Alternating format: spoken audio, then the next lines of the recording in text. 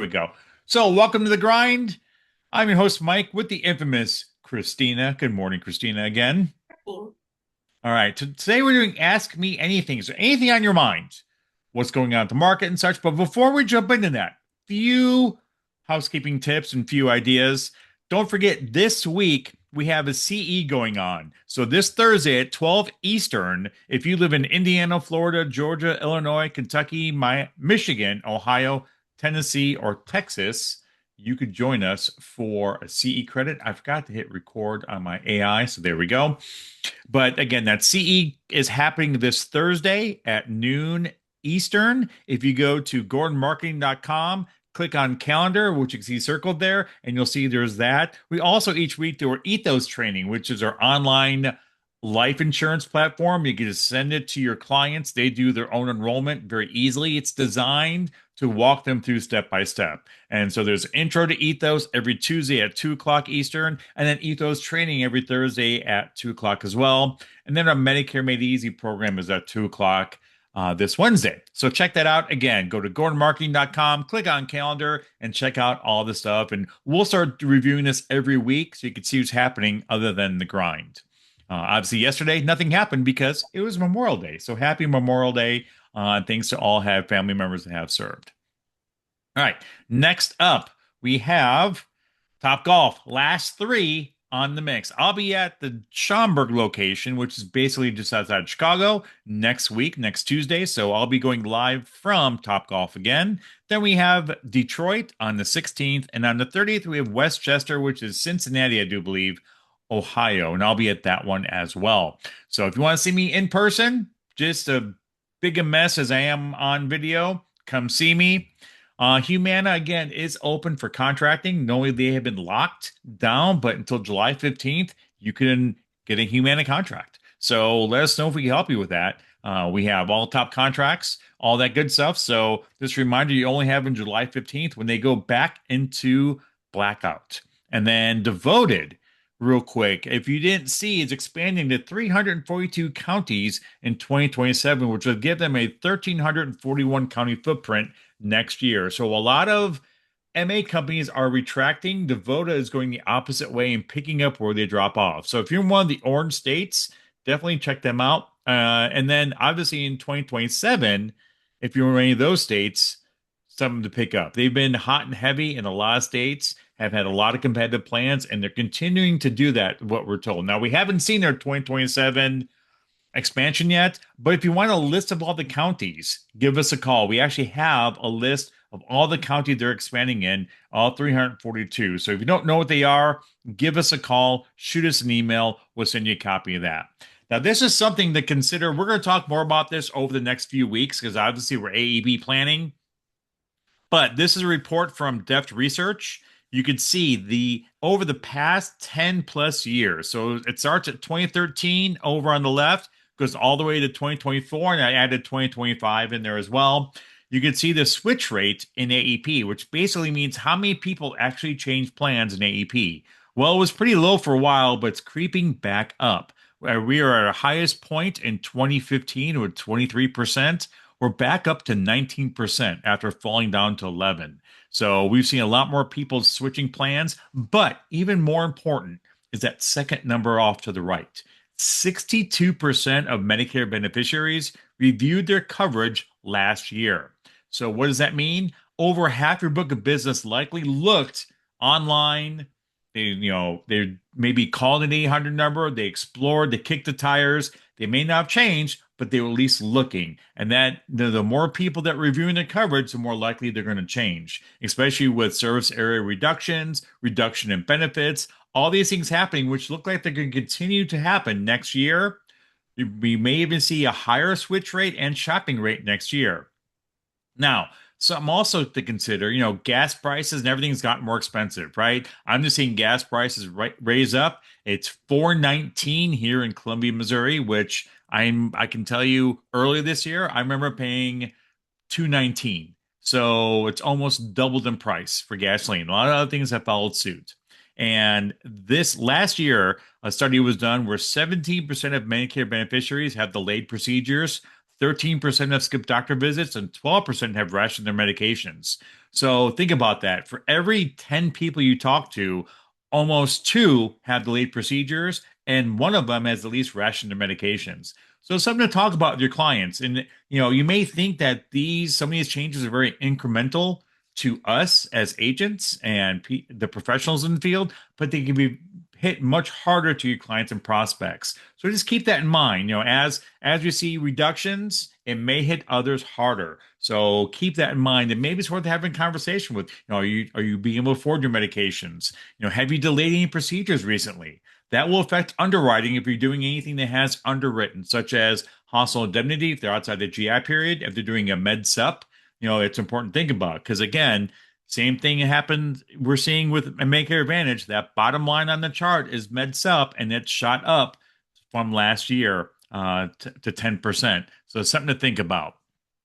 Um, yeah, so and Rick made a good point. Ethos is in competition with us for business. Yeah, Ethos does advertise to the public. So now I will say for the senior market, they do have some final expense plans in there, but it's worth, I'd rather have Ethos in my back pocket than just 100% compete against them. So they did start as a direct to consumer, and now they're doing agent as well. So it's a nice thing to have in your back pocket.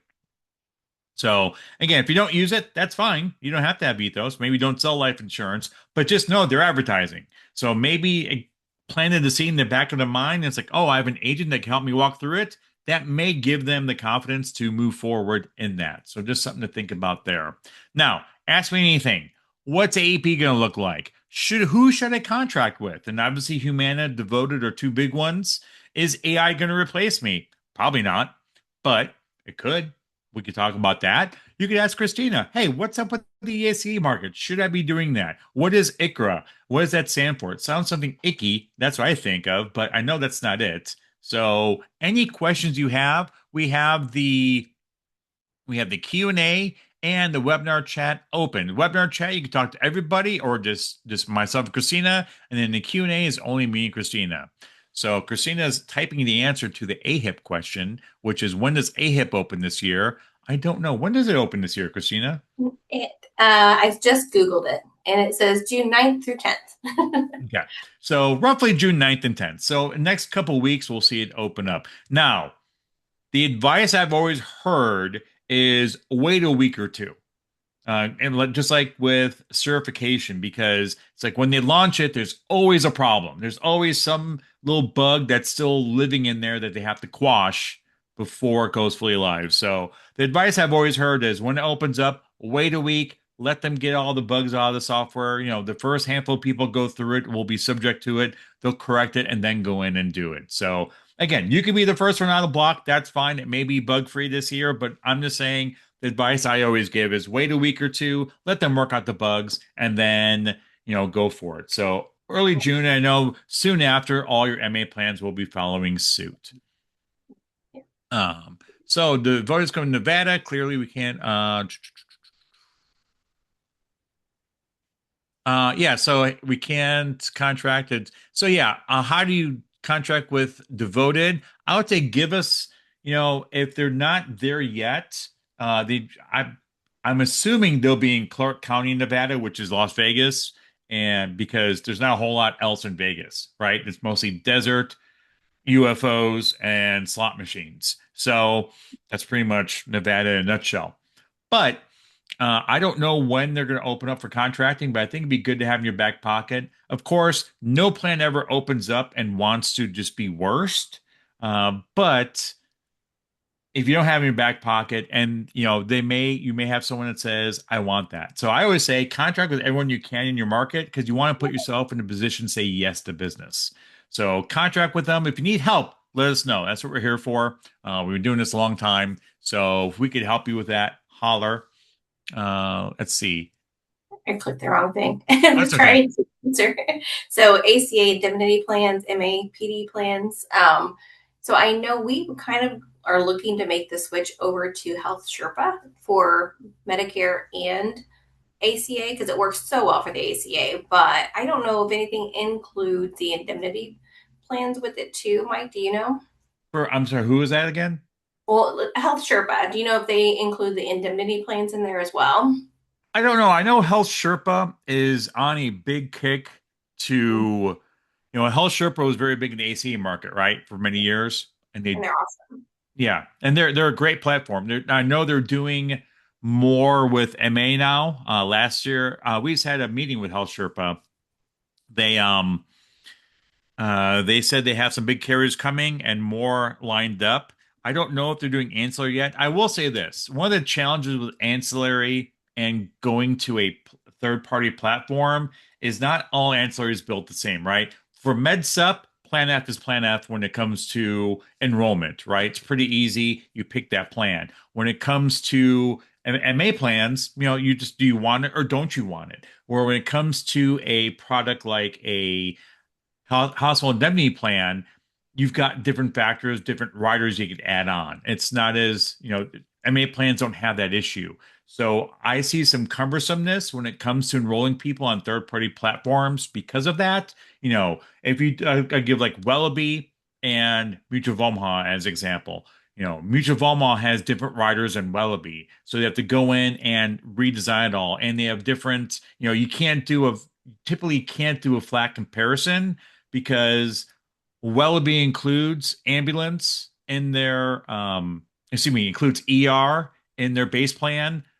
UHC Mutual of Omaha doesn't. And the next one may or may not as well. So what's included in the base policy skews from plan to plan to plan, and that creates confusion within the system. That's coming from the side of hospital indemnity with the carriers. That's a problem we ran into is, well, this hospital indemnity plan does it this way, you do it differently. Now we have to build a whole different kind of architecture within our system to show apples and apples, and never really works. So just heads up to that. I always say go to the carrier. They're not hard applications. Do them there. I know it's a pain in the butt to go out of the system to do it, but typically it's a smoother transition. But again, your results may vary. If you sell only one, then it's easier. But if you're trying to do a comparison, it gets confusing. And of course, Health Sherpa and all the other Sunfire and all those companies want to show everybody, and it becomes a little bit of a nightmare. So get used to one on there. And if it's kind of clunky, just use the carrier site. It's the best advice I can give you. Yeah, I think that's great advice. And we did have a question about for the CE credits, does it include non-residential agents who do work in these states? When you were talking about the CE training. Yeah, so the CE training, with that, I'm sorry. Let me get back to that real quick. If you're not in those states, you won't get CE credit. So those are the only states that we have filed for. So you could go, you just won't get CE credit. As far as I know, and again, this is Aaron does this. I'll email Aaron and ask, but I'm pretty sure that when you show up, they just sent you say, "Hey, what state do you need this for?" And they send you that certificate saying you did that. I don't believe they do anything else for any other states. I could be wrong, but as far as I know, that's all we do is those states. So if you're not in those states, you're more than welcome to come listen, but I don't think you're getting any credit. I wouldn't bank on it. Just play it safe. But yes, C is open for anybody. You just click on the link, register, and go for it. Let's see. Do you think Humana will start allowing agents to write their PDP plans again in Iowa in 2027? Excellent question. No idea. PDP has become pretty much community service for us, right? Uh, Probably not going to get paid commission, but it's a necessary evil. So yeah, I don't know. I haven't heard anything about PDP. In fact, PDP has become definitely an afterthought in a lot of conversations with the carriers too, because they don't want to highlight what they're doing. If they're not paying commission on something, it's a bad subject, they're not going to highlight it, right? I always joke when it's like buying a car. If the car has a horrible transmission, is prone to problems, you don't talk about it as a salesperson. You highlight everything else about the car. So I think the carriers are doing that as well. The carriers are highlighting everything that's great with the plan, and as soon as you bring up something negative, like, we're working on it. Anyway, over here. So we won't know probably until the rest of the world, but I have not heard anything yet. Haven't either. Yeah. So we are listening very diligently to the carriers, and they're not talking PDP. So there you go. So let's go through here. Ethos. Yeah, you know what? again, ethos, do they quote different things? Here's the thing with ethos. I am a senior market guy. Always have been. Don't play in an EC market. Hence, Christina, who's on that side of me, I bring her here. When it comes to life insurance, yeah, they do things differently there. And again, when someone applies, they're going to walk them through the process. They're going to be able to pick their carrier. Um, I would like again. Here's the thing with ethos: you want to compete with them 100%, or do you want to have them in your back pocket as well? Because again, that's as good as it gets. So I'd rather have them in back pocket and say, hey, I can help you walk through the application if you want to take a look and see what you qualify for. And then that I am more prone to work with a professional and do that with me than walk through that because I'm sure they get a lot of abandoned shopping carts. I don't know what the ratio is. I'll probably never tell anybody, but buying life insurance isn't exactly a great Saturday night for most people. But put it in your back pocket. Trust me, you want it because someone said, yeah, I saw the commercials. Yeah, I can help you with that. Let's walk through it together. Yeah, it sounds great. I bought life insurance once. It was a nightmare. I didn't like it. And I never want to do it again. So I get it. But again, it's do you want to compete with them 100% or have some good competitive advantage by having them? Those are your options. That's the market. We don't control it. We're just here for it. So do you have any recommendations, good med subs for certain situations? And usual writer mentions. Who locks in rates for a year? There are a lot of companies that will lock in rate for a year, but Mhm. here's what you have to watch for. Sometimes you'll get a double rate increase. So if there's a rating, let's say they do a 1 year lock and that person ages and there's a rate increase, they'll get bumped twice, unfortunately. And the rates have been so unstable lately that's hard to say who's great, who isn't. But remember, I've always said don't buy the cheapest plan you could find. Find the most reasonable because always look at your history of rate increases. Because now lately it's been kind of skew, been high, but you want to look at historical, hey, you know what, this isn't the cheapest one in the market, but also has lower rate increases. So, in 5 years' time, that lower price one could be 10 times more expensive, which is over exact. Could be, 30% more than this plan over here because they historically have higher rate increases. So it really is a gamble. Um, Sometimes there's no controlling it. So I would say historically, United Healthcare has been pretty big on low rate increases. Even certain markets, they've had big rate increases. Mutual of Omaha, they kind of took a hit this year. Yeah. Wellaby, not too bad, right? They took some rate increases, but not too bad. The average rate increase I saw this year was about 17%, which normally 4 years ago we said would be 8%. But I think the big thing is educating your clients on it because saying a couple things. One, if there's an unusual high rate increase, you'll hear from me, and you should be doing that. Go in your CRM, whatever you're using, pull everyone that has that med sup, had a big rate increase, and say, hey, saw you had a latest rate increase. Are you okay with it? You send an email, send a text, whatever method you want to use, give them a call. Hey, saw you a big rate increase. Is your rate still okay? We could look around. And maybe that's still the cheapest one out there, most reasonable one out there. I don't know. But knowing that they have you on their side will help with retention immensely. Second thing is let them know, hey, every year you're going to get a rate increase, on average 8 to 10% ballpark, right? So there's something to expect. Because if you tell them it's $150 and next year it's 165 and they're like, what the hell? My agent didn't tell me this. Now you're the bad guy. Excuse me. So yeah, if the birthday rule buy the cheapest, that's not bad. The problem with the birthday rule is some states, Nevada's exempt to this, but a lot of states don't pay anything, right? Don't forget, I live in Missouri where a lot of plans you switch, you get a $25 check. So it's like how often you want to get that. I mean, unless I could really help them, it's not worth it per se.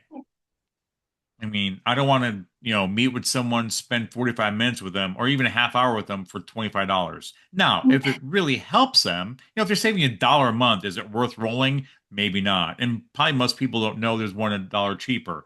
But I don't want to market birthday rule. I would say definitely shoot for fully underwritten. And don't forget, a lot of carriers are watching your underwriting percentage. I can tell you where I came from, last carrier, they watch it every week. Every week they reported on the underwriting percentage that they had. And if someone was over 50%, you went on a watch list. If you're over 60%, you got a nasty gram. Hey, your business is, you're not writing good business. So a lot of carriers are watching the underwriting percentage. If you don't have that 50-50 mix, you're probably going to get an Instagram from them. And I've noticed too, a lot of trips for MedSup to qualify for trip points. Oh, they only count underwritten.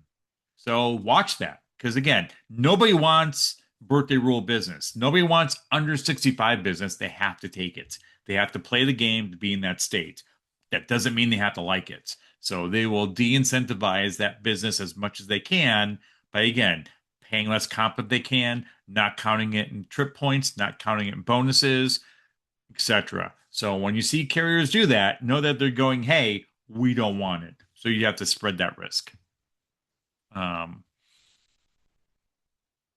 let's see. When you sign up for AF through carrier for the discount, which carrier is best to go through? I think most of the carriers offer the same discount.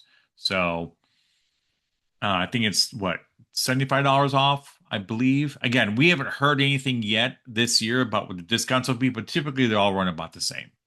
I would say call your marketer too here at Gordon Marketing if you want more information on that. Because some carriers have a production like minimum requirement as well to get that. Yeah. So talk to your marketer here. I can't keep track of all that, and that's where we have marketers. So there you go. How do you sign up for Ethos training? Right there, right there, that picture on the screen. Go to gordonmarketing.com, click on calendar, and then you'll see this Thursday. You just click it. That's a link. So you'll be able to click that link on the calendar, and you could sign up right then and there. Sylvia Gordon said something brilliant in a video. Prep your clients that in the future we may be forced to MA because supplement rate increases. I've started to tell my clients, yeah, they may be forced. And that's the thing is, I've always said start with MedSup because it'll probably never be cheaper. And especially if they're aging into Medicare, there's no health questions. You could always pivot to an MA plan. You can't always pivot to a MedSup depending on your health situation. So yeah, just let your clients know if it gets too expensive, there are options, but they're pay as you go. I've always said Medicare Advantage is just like group insurance, right? Very, very similar to group insurance. Someone else is helping you pay for some or all the premium. You have a network. You have deductibles, copays, coinsurance, right? If you look at most group plans and most Medicare Advantage plans, they work pretty similarly. There's an annual enrollment period where you'll have different coverage or the coverage will change every year. Same with Medicare Advantage, same with group. So I think if you prepare them, say, hey, remember the group coverage you have? That's basically what Medicare Advantage is. It's less foreign to them. It's like, oh, I love my group coverage. Oh, great. We're going to have something similar to that. And your max out of pocket will be X amount of dollars. And then you also have the ability to add a hospital benefit to it to help offset a lot of these copays for about $30-$40 a month. Oh, okay, great. It's not, you can make it as scary or as settling as you want. So always go for settling. Like, oh yeah, that's good. I like that. As opposed to you're going to go broke, you're going to declare bankruptcy, and you're eating cat food the rest of your life. That's not a good way to sell insurance at all. Just so you know. See you, Rick. Have a good day. All right, some Q&A. How do you tell when a client gets a rate increase? We aren't being so you just have to watch the market. That's not always the easiest. I would say just call your carrier reps. If you don't have their name and number, make sure you give us a call. We can put you in contact with them. But if you're primarily selling one plan over another, you should know that carrier rep's name. And to say, hey, one of your rate increases, because typically rate increases happen the same time every year. I can tell you, like Wellaby, they did their rate increases in like Q2. So most of them do Q3 or Q4. They were different. So as long as you can get from that carrier up, hey, when do you do your rate increase every year? Then you can watch the market for it. Like I know typically September, October is for a lot of plans to start watching the market is all you can do. And you're right, as an agent, you don't always see it, but you can also look on the quoting tool at Gordon Marketing, and it'll show you typically when that may happen as well. So again, That's what your marketer is here for. It's amazing to me how many agents don't utilize the tools that they have via phone or email. Give us a call. That's what our marketers are here for.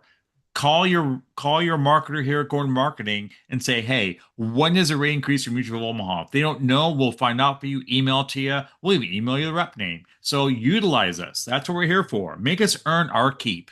Or if you have a different upline, not everyone's perfect. We understand, but make sure you are learning that. And don't forget, our rollout's coming out in August, where if you're in Indianapolis or come on out to Indianapolis for it, a lot of the reps will be there. You can shake their hand, look them in the face, have a conversation with them. I always joke, you always have a better relationship with someone when you can physically shake their hand, right? It's a human connection. So I would say definitely look into that in October, and excuse me, August, and that's gonna be August 19th, I do believe. One second before I lie, do you know what it is, Christina? August 12th You may be right. You're is probably what I right. have in mind. Let's see. Events. I'm gonna say you are probably 100% right, and that's because you are 12th and 13th. Yes. So 12th is day one. We're doing a half day special event, and then the 13th will be the full day. So that will be in Carmel, Indiana. Don't worry, it's not sticky. I found out it's a normal town, but it is just north of Indianapolis in the northern suburb. Our PPO is dying in 2027. They're going to be retracted. So I think the market will shift to like it looked like in 2015, 2016. HMO probably be about 60, 70% of the plans with some PPOs in larger markets or some more regional PPOs where MA plans want to play in the bigger market. So you're going to see a big rise in HMO because of the cost control that your MA plans have over an HMO system versus a PPO system. So they're not going to die. They're definitely going to retract, though. I would say right now, I think the vast majority of plans are HMO. You're just going to see that number increase, but there'll still be PPOs out there. But again, HMO, a lot of HMOs are HMO-POS, which stands for point of service, not piece of you know what.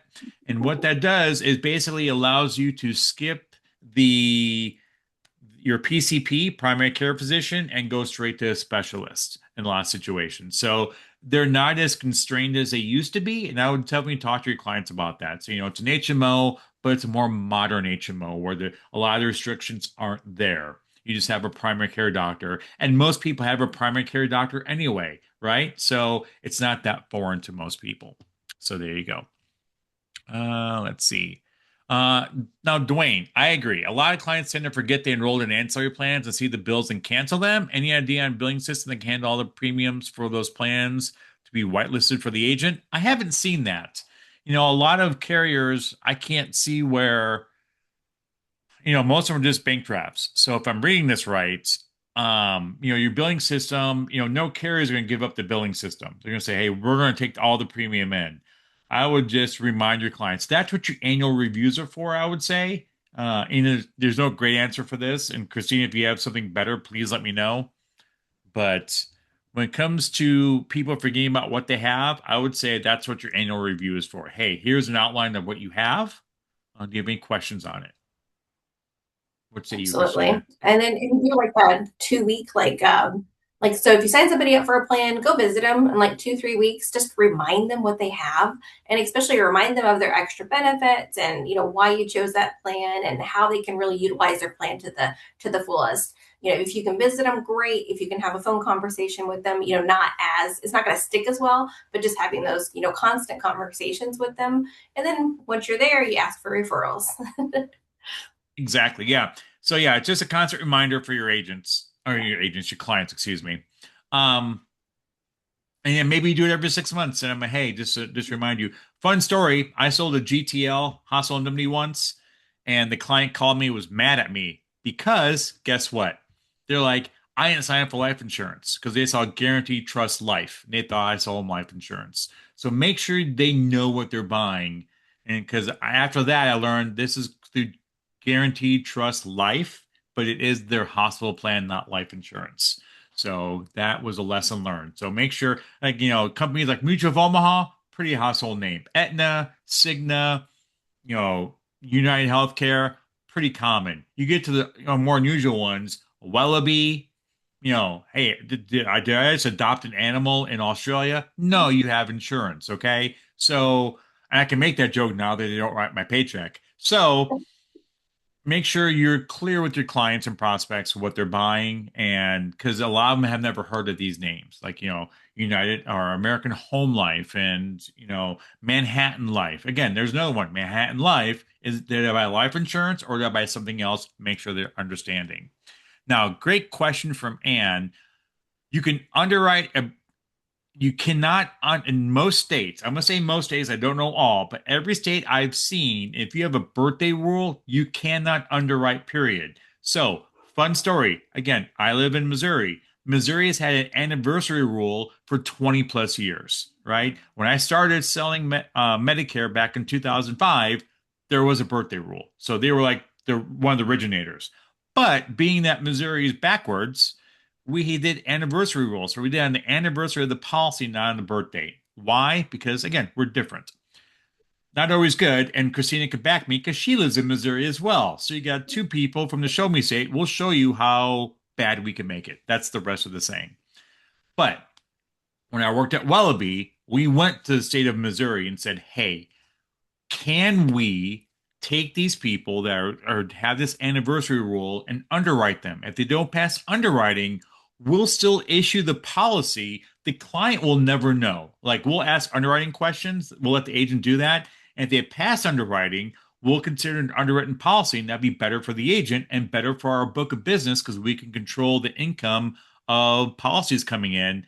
But if they don't pass underwriting, we'll still issue the policy and the client won't know. And the state of Missouri said, no, we still consider that selective or cherry picking or insert term there. And they said, you cannot ask any underwriting questions, period. And a lot of states follow that because they don't want agents asking underwriting questions when they have that rule in place. So, moral of the story is you cannot ask underwriting questions in most states if they're guaranteed issue for birthday, anniversary, or anything else. Should we be able to? In my opinion, if done properly, yes, but no, you can't. But good idea. Again, some carriers have tried and failed. All right. Are you clearing out the answers as we go? I am. Okay, good. Because I'm like, where are they going? Like as soon as you answer them, they go to the answered. Okay. See, it's much more efficient. See, all right. How do you respond when a person tells you they have been told that the MA plans are bad because they don't cover claims? I've always asked them if they have received any specific examples from these people that said that they're bad, but no one give me any true examples. Yeah. If they were bad, Medicare won't approve them. Simple as that, right? All these plans are regulated by Medicare. They have to pay what Medicare pays. They have to pay at the rate Medicare pays in a lot of cases. Now, a lot of billing departments, here's where it falls apart, is your billing departments, especially at skilled nursing facilities, don't like MA plans. They have to call for authorizations. They pay on a different pay structure. Like, days 1 through 20 Medicare are covered, but a lot of MA plans, like days 1 through 3 are covered, and then day 4 there's a copay. So the fact that it messes up their simple systems hates them.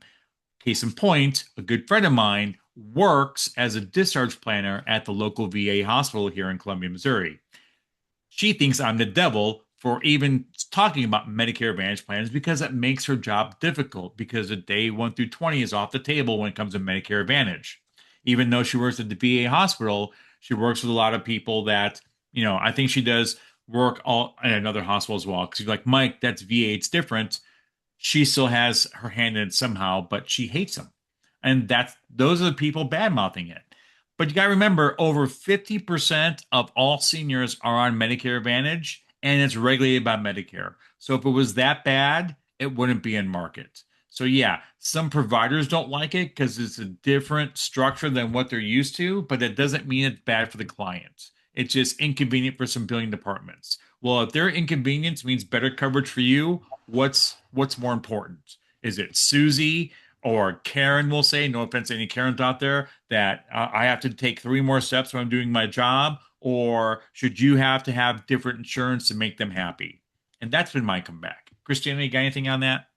No, I think that's perfect. It is completely different. And some people just don't like change. But if the change is better for the client, then I think, we need to make the right decision for them and not for the hospital billing department. Yeah, exactly. Now, Deb's calling me out here. Good for you, Deb. About Wellaby, got off their Tuesday talk.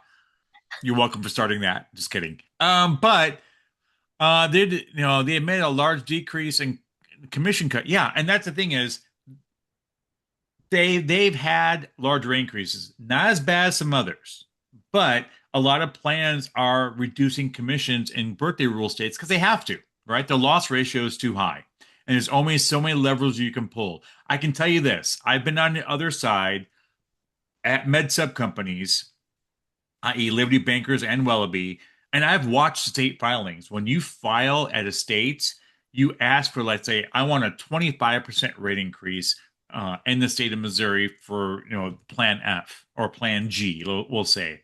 Well, the state of Missouri come back and go, nope, you get 19%, not 25. So a lot of companies will actually ask for more and get less. Well, if they go too low, then what do you do? So if the state of Missouri says we only give you 15%, but I need at least a 20% rate increase, or I asked for 30, got 15, and now I'm 5% lower than I need to be, what else can I do? I can't change the policy, right? I can't take my plan G and make it different than the rest because I didn't get the rate increase I wanted. The only real pivot I have is from there is commissions. That's the only lever I have to pull. So I got to say, you know what? We're going to drop 2 points on commissions to help offset the lost revenue from the lack of rate increase we got and the high utilization. So unfortunately, we have to bear the brunt of that. And that's common in birthday rule states. We're seeing a lot of that happen. Saw it in Indiana, where Gordon Marketing is based. A lot of companies said, you know what? If we have to pay full comp on birthday rule business, then we're going to have to lower comp to compensate for that. So we're seeing that happen as well. So every state's a little different because of that. Because again, Indiana, I do believe you have to pay full comp on birthday rule business. I may be off there, but I know Nevada is a state where you have to pay full comp. A lot of plans left because of that. Because like we can't pay full comp and do guaranteed issue. That the math doesn't math. So they backed out. And that's what carriers are doing now. They're getting smart and they're getting, well, smart, unfortunately, at our demise. So there you go. Let's see. Let me scroll up on the chat real quick because I've been ignoring the chat. I'm sorry. All right, plan suppression for 2027. Haven't heard anything yet. Again, devoted is expanding is the only one I've seen. Because again, when you're doing something good, you shout it from the rooftops. Like I said in the slide back here, let me back up a couple slides. Devoted is singing their praises. We're expanding 342 counties in 2027. If they were shrinking, it would be radio silence until they have to announce it, right? And that's typically when you see plans are either going to knock out of the park or drop the ball. Is they're very, very quiet about it because they don't want to, alert the competitors on what's happening. So if there's a lot of suppression going on, they will be very quiet about it. So the quiet ones, they're either going to either come out of the gates swinging for the fences or throwing the bat on the ground in disappointment. That's the best baseball analogy I have on that one. So there you go. I don't watch a lot of baseball. Sorry. Let's see. What else do we have? Marketing tips. I'll get back to that. Are there classes available for AHIP on the Zoom by any providers, like AHIP courses for free or paid classes? I don't know. I mean, AHIP would just take the AHIP. By any providers? I don't think it's all by carriers. So it's AHIP and then all the carriers, as far as I know on that. I could be off. Happens once or twice. Happens all the time. MAPD has to be the lease as well as original Medicare. They don't have to make it easy. Yeah, exactly. Michelle nailed it. They have to play by the rules. Nothing says the rules have to be easy. So, some carriers are used to it. I would say in markets that they've only been there a handful of years, difficult. Kansas City, where I sold, they had Medicare Plus Choice, which for those of you who don't know, was MAPD plans before MAPD. So they had an HMO Medicare Plus Choice plan out there in 1991. So the carriers out there, or the providers out there are used to billing private insurance for Medicare. It's par for the course. Newer areas where it's maybe only 5 or 6 years old, they may be a little more grumpy. So a lot of factors in there. Also depends on the mood of the person doing the billing. So not everyone's always in a good mood. I was excited the vote had expanded so many in Illinois and LY. I don't know what LY is. Sorry. Until I found out the major hospitals are not included. Stay tuned. I'm sorry, Kentucky. You said Kentucky. You fix it, Kentucky. My bad. So yeah, Kentucky, big bonus. Are they gonna have all the big hospital networks? They're probably working very diligently at building the networks out there because you expand and then you go, okay, now we have to make sure everyone's a network. So again, may work for some, may not work for others. I can tell you in Kansas City, we had numerous hospital networks. Some plans were great, some plans were not great for that. So, but watch as they expand. The plan for expansion is obviously to be a player, and I think you're going to see them add more hospitals as they move through the motions. All right. Are there any indications that brokers will be paid commissions by next AEP? The range example 0 to 347 carriers could be something. Is that the conversation at all? I haven't seen any carrier come out and say they're paying less than street comp. So again, no one said anything, but yeah, as far as I know, everyone's paying street, but that can change. So again, that's up to the carriers. And again, if you're doing something horrible, if you got bad news, they're going to be last at the market. Like they're going to announce it September 30th, right? For October 1st. They'll release that because they have to release everything by October 1st. So they can be hush hush all the way up to them. There's nothing in the Medicare rules that says they have to inform agents of anything they're doing before October 1st. October 1st, all covers are pulled off. Before then, they don't have to do rollouts. They don't have to announce anything, just so you know. That's so the right. fact that they do it is a bonus to us. Yep. And coming from the major carrier side of three big ones, that is actually very accurate. Yeah. But And again, we're we know told it. to hush until we absolutely have to or have to share it. Yeah, they don't want again. Bad news is no news. There's no news is good news. Well, no news in our situation means suspicion, right? Why are you not saying anything? What's going on? Why don't you? If they're not talking about something, your radar should be up. Your antenna should be up. All right. I'm thinking we can always underwrite them if they're not in the 2 month SCP. Yeah. So if someone's not in the SCP for the birthday rule, yeah, underwrite. That's the only way to get them. So I think part of the challenge we're seeing in the industry, and it has been for a while, is you get lazy birthday rule states. Meaning, like if I'm the agent, Christina's the senior, and even though she looks much younger than me because she is, but by like 30 years. But that's besides the point. However, if I find out Christina's birthday is in July, and I'm like, it's a birthday rule state, I'm like, I'll just write in July. You're right. Now I have to do underwriting. I mean, it's the only thing I'm saving. But that way I could take a huge cut of my commission, but it just makes my job easier. And I know she won't be declined. I think that's the big thing is there's nothing wrong with declines. It's on how you handle them. So I think a lot of agents don't want to deal with it because they think they're going to lose that client. So I'd rather just wait till July, go back and see Christina, and then write her and know for sure she's going to get accepted, as opposed to roll the dice now and see if I can get her in. So I would approach it as, you know what? Based on your health history, you should be able to get one unless there's something creeping in there that we're not seeing. I'm more than happy. We can see if we can switch your coverage now. If not, as backup, we could do it in a couple months. How's that sound? And she's probably gonna be like, Mike, you're amazing. That sounds wonderful. She's probably gonna say whatever. But still, I'd like to ad lib that part before she has a say in it. But I think that's a lot of agents do. That rather than offer to write it now and come back and guarantee it, they guarantee it and skip the disappointment. Let's see. So yeah, I think Welby lowered the commission in birthday rule states to either 13 or 17%. Yeah, again, they're lowering commissions. We're seeing that across the board because again, a lot of birthday rule states are saying you have to pay full comp, and those are the states, excuse me, that you're going to see lower comp.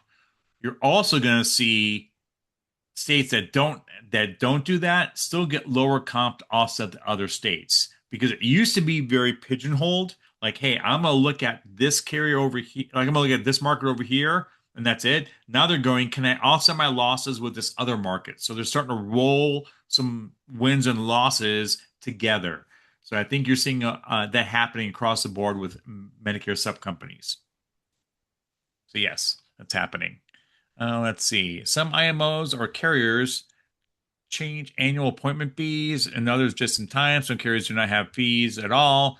Should agents avoid upfront fees and or look for alternatives? Your thoughts? You know what? I never personally never pay attention. I've had to pay a appointment fee. Okay. Some carriers pay them, some don't. If they have a good product, that's not going to deter me, to pay a one-time thing. Now, I didn't sell in all 50 states. I was in three at my peak, which was Iowa, Kansas, and Missouri. That was it.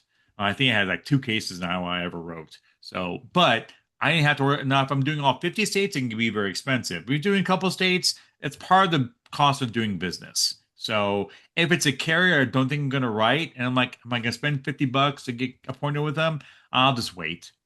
Maybe you do that. And that's fine. But if it's a carrier you're going to write, it's cost doing business. Just ramp up your production. Not that you can wave a wand to do that, but don't make that a deterrent from not selling it. Again, it's just cost of doing business, in my opinion. So just something we have to do. Carriers that don't do it, obviously, are a little nicer. Carriers do it. Again, it's what we have to do. So I'm reluctant on considering getting AHIP certification since I am next birthday rule states Indiana, Kentucky. What's involved in AHIP? How do I start the process? Call your marketer. AHIP, you just have to register and take a test. So I would call your marketer though. Go ahead, Just Christina. see if there's any discounts. Yeah, I mean, agreed. To see if there's any discounts because AHIP does cost, Hmm. unlike the FFM for the under 65. So just make sure that is worth it. But I mean, it's just for the Advantage and the PDP plans. You can still sell med subs, without it as well. But it's easy. I say your first time taking AHIP, take your time because it's a lot of great information and absorb it. Just because it's a good way to teach yourself, honestly. God, she is a carrier rep, isn't she? Just spinning that to make it sound good. Yeah, here's the thing about AHIP. Here's the thing about any product or service out there. Put yourself in a position to say yes to business. So, perfect example. I didn't do a lot of DSNP. Oh, I did a lot of DSNP for a long time, right? Loved it. And then stopped doing it so much. Still continue to get certified because I had a family member come. I was at an appointment signing up a wife, and a husband and wife. The wife was getting enrolled in a product. Her mom was dual eligible. And she's like, is there anything you have for her? As a matter of fact, there is a plan for people with Medicare, Medicaid, and that market. She could do this. Here's what she would get. She was great. How do I get that? Now, if I decided never to do DSNP, I'd have to be like, oh, I can't help her. Someone else can, though. So put yourself in a position to say yes to business because just because you don't market it doesn't mean you're not going to come across it. So again, 50% of the market is in MA. So if you don't have Medicare Advantage in your back pocket, you're basically telling half the market that you don't want to work with them. So, and then again, these large rate increases, maybe your clients are going, I can't afford it anymore. It's becoming a strain on my market. Remember that stat, and that's why I brought it up because I knew this would come up today. See my first rodeo. The bottom there, 17% of Medicare beneficiaries have delayed procedures, 13% have skipped doctor visits, 12% have rationed medications. If your client is doing that and have a med sup, maybe it's time to move to a Medicare Advantage plan.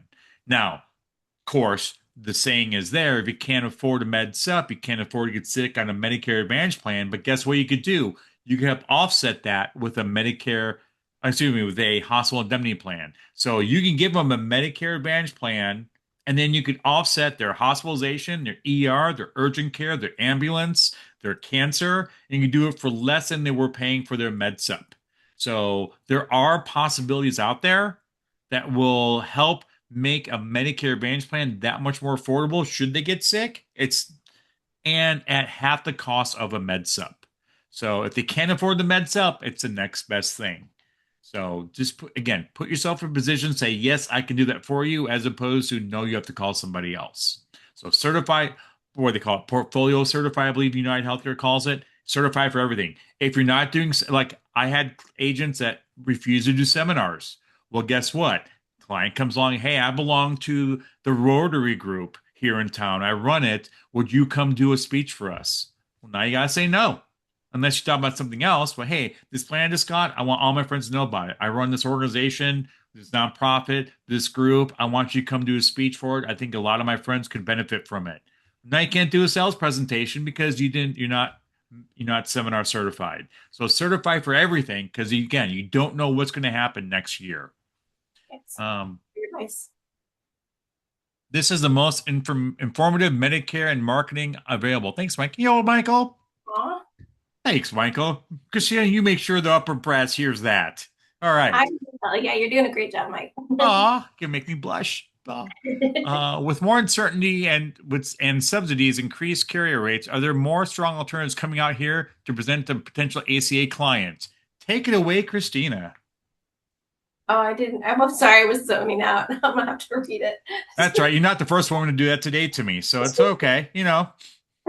With more certainty, with subsidies increase, strong alternatives. So yeah, there are quite a few alternatives. We're looking at like short-term and tri-term plans. If you got to see what states the tri-term is available in, but those have an amazing per month cost. Honestly, I would really look into that.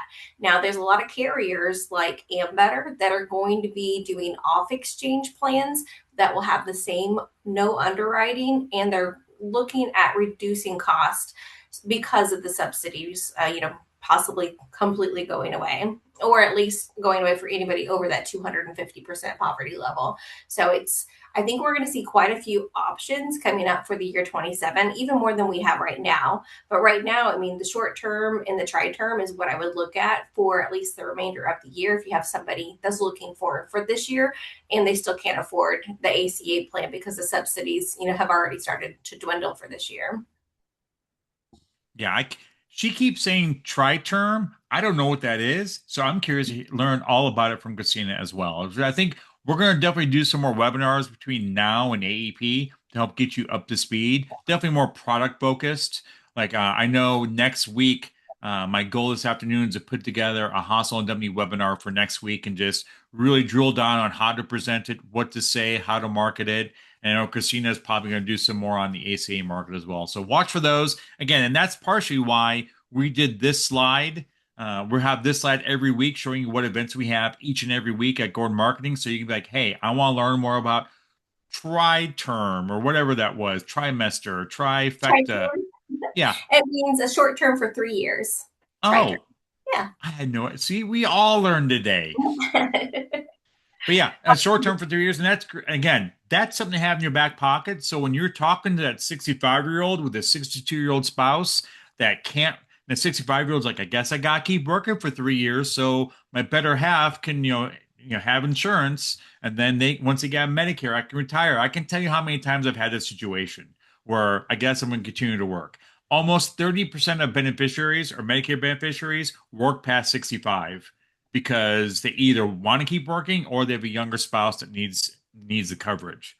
So that's a lot of more people working past 65 than they used to, and that's a big driver of it. But if you have a solution that lets them retire and have their younger spouse have coverage for the next couple of years that's affordable and works for them, that's a pretty good thing. And don't forget, you could tie a hospital indemnity plan to somebody on TRICARE or ACA to help get them over that hump of the 2 to 3 year gap of Medicare to help offset those costs, and then they can carry their hospital indemnity plan into Medicare as well. So a lot of ways to spin that. And you'd be a hero at that point. If Bob wants to retire and you give him a way to do it and not have to work another 3 years, Bob's going to be your friend, right? He's going to be happy he can retire.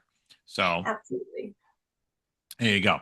I've always done Medicare seminars. As first I heard of certification, that's for MA and PDP. Yes. So any MA or PDP presentation or seminar, you can do a sales or educational event on that topic specifically. You do have to be certified to do it. Or register it with the carrier that you're going to talk about. If you're doing generic Medicare 101 and just touching on the topic on how MA works, you can pretty much skate by it for most cases. That's why I say it's always great to do ancillary seminars. No CMS intervention. You don't have to. You could sell. You could take appointments. You could do permission contacts. All that. You have a lot more flexibility if you're talking about how to offset Medicare costs, or how to do I need life insurance or retirement, or how long can I stay in my home? Will I outlive my funds? All these other topics that people are worried about, you could do seminars on and sprinkle in the fact you do Medicare coverage as well. So, TRICARE is for the military. Yes, Anthony. Every time she says tri-term, is that what it is? It's tri-term, yeah. So short Tri-term. term for I up to either think 3 of the military or a pregnant woman. So, yes, but it is TRICARE is military. Tri-term is a 3-year underage plan, apparently. So we learned today. Danielle, you're very welcome. Any examples of how to do ancillary seminars? Some agents went down and started advertising it. You know what? Here's the big thing about seminar. Why would at the end? Why should I do business with you? If you could answer that question, you will do well at seminars, regardless of the topic. So, and keep it fun and interesting, right? That's why the grind is lighthearted. We try and keep it fun as much as you can have fun with Medicare and ACA. It's a very, very, very difficult thing to do, but y'all keep coming back, so we keep doing it. Take that approach with your seminars. The best seminar advice I could give you, Toastmasters. Go to Toastmasters. Toastmasters is a civic organization, has no affiliation with Gordon Marketing, Medicare, anything. It's a civic group that basically makes you become a better presenter, whether you're talking one-on-one or to a group. And you basically practice speeches in front of the group, and you have someone that grades you, says what you did good, what you did bad. And I can tell you, I was part of Toastmasters for years, and you could see a huge difference between someone doing the first couple speeches and someone's been doing it for numerous years. I mean, you're talking about someone that's going, hi, today we're going to talk about birth, someone that's well, well trained and has done numerous speeches and got tons of feedback, and their speeches are just breathtaking. Okay, maybe not breathtaking, but spectacular. So to get better, you practice, just like an athlete, right? If you win the Super Bowl, that doesn't mean you stop practicing because you won. You gotta keep getting better because everyone else is going after the top spot, right? Tiger Woods, I use him as an example, not for driving, bing, but for golf, because he still has a golf instructor, because he can't watch his swing like someone else does. So he has someone else watch his swing and give him advice. So make sure you have someone doing that for you, because our magic power is communication, right? You don't have to run 100-yard dash in X amount of time. You don't have to lift heavy weights. You don't have to solve global crises. You just have to talk. That's the point of our job, is to talk. So if you could do that better, if you could illustrate your points better, you're going to do better in life, including in other areas of your life. So just be a good presenter, be engaged, throw some jokes in there that are not offensive at all, and just have fun with it. Because if you're having fun, your audience will have fun. If you're having a horrible time, your audience will have a horrible time. There's a great quote I heard, is you never want to compete with somebody having fun, because that person will go the extra mile without thinking about it, and while the other people are begrudgingly doing it. So have fun, be positive, and people will follow. Your energy is contagious. So not with me and Christine. Christina's probably bored out of her mind at this point. So I apologize, but I'm having a great time. Thank you. yeah, whatever. Yeah, But I Tiger think definitely needs a vehicle drive. Yes, he um, doesn't have a. It doesn't have a what student? He's a student driver at this point for driving. He doesn't have a driving instructor. I get driver instructor, like driving a golf ball. There's a joke in there somewhere. Someone has to have it. So, any other questions, comments, concerns, threats, or promises? We went an hour today. So, great questions. yeah, Last call to action before we wrap this up. Don't forget, make sure you're prepping for AAP. So, if you haven't got the top contracts yet, let us know. We have Devoted, we have Humana, we have Allstate, we have all the UHC, all the top carriers. We're rolling out more and more trainings. We have the rollout in August coming up. Excuse me. We have a few more top golfs left. we're doing what we can to help you prep for AEP. So let us help you. If you're like, I don't know what to do, we have marketers with years of experience. Half our marketers have been here 20 plus years. So they've seen the markets change, they've been through the ups and downs, and they can help prep you for the same. So make sure you're calling them saying, hey, I'm worried about this AEP. What should I do? That's what I would say. And let them guide you because they've been there. And then talk about the clients about their situation. Make sure that they understand that there's more than just MedSup and Medicare Advantage plans available. Because again, like Rick said in here, one of the greatest things Sylvia said was make sure your MedSup clients are prepared to make that jump to MA plans should their MedSup be too expensive. And it doesn't have to be 100% copays. There are ways to offset it to make it more affordable for a small monthly premium, much smaller what they're paying for their med sup. And if you could structure it like that, it's going to be a relief rather than resentment when they do that enrollment. So make sure you're doing that with your clients and prospects. If you're like, Mike, all this great stuff, how do I get a hold of y'all? There it is, gordonmarketing.com. Again, make sure you register if you're in one of the states for the CE creds coming up this Thursday. Otherwise, give us a call. We'd be happy to give you some tools and resources. And all the stuff in our arsenal is for you to use. Please let us know. There you go. You just did that to hosts and panelists, Christina. You got to switch it to everybody. So I do the same thing all the time. When you get the email about the devoted expansion again, call us or drop me an email and I can send it to you. So 1 second. Let me send you I'm going to put my email in the thing at mgatorna at gordonmarketing.com. What's that? Host and panelist is correct. Thank you very much. I know, but you sent it to Deb, and only you saw it. No, this is host and panelist, not you. Deb, did you see that? Yeah, you want to switch it to everybody. So there's that two. I don't have that option. Oh, you don't have the option. I'm sorry. It's the host and panelist, so that means you could see. I'm sorry. And the panelist can see it, or I can send it to you only. So that's the Deb. Sorry, I am not doing my job well. So there you go. Any other questions, comments, concerns, threats, or promises, or anything else I can mess up today? Please let me know. Apparently, I'm really good at that.